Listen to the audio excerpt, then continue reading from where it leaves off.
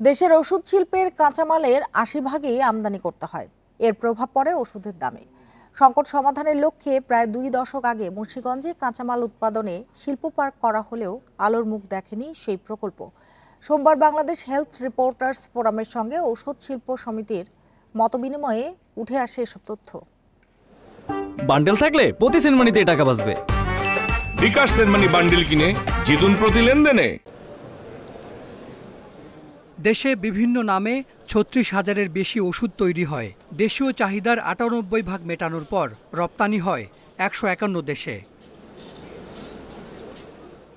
তেজগাঁওয়ে নিজস্ব কার্যালয়ে আয়োজিত মতবিনিময় সভায় এ খাতের সম্ভাবনা ও নানা চ্যালেঞ্জ তুলে ধরে বাংলাদেশ ঔষধ শিল্প সমিতি। কাঁচামালের আমদানি নির্ভরতা কমাতে শিল্প পার্ক করা হলেও নানা বাস্তবতায় তার প্রসার হচ্ছে না। আমার একটা অনুমতিতে যদি আমার ৬ মাস ৩ মাস লাগে, how do you survive? Number 1। Number 2, আমাকে দেবে অনুমতি, বলবে যে তুমি ৫ টন নিয়ে আসো। তো ৫ টন যে নিয়ে আসবে আর যে ২০০ টন নিয়ে আসবে, তার দাম কি এক হবে? কখনোই হবে না।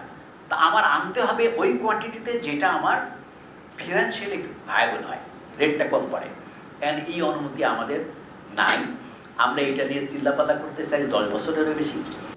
ওষুধ খাতের আরেক চ্যালেঞ্জ পেটেন্ট সুবিধা ধরে রাখা। স্বল্পোন্নত থেকে উন্নয়নশীল দেশের তালিকায় উন্নীত হওয়ার পর পেটেন্ট সুবিধা থেকে বাদ পড়তে পারে বাংলাদেশ।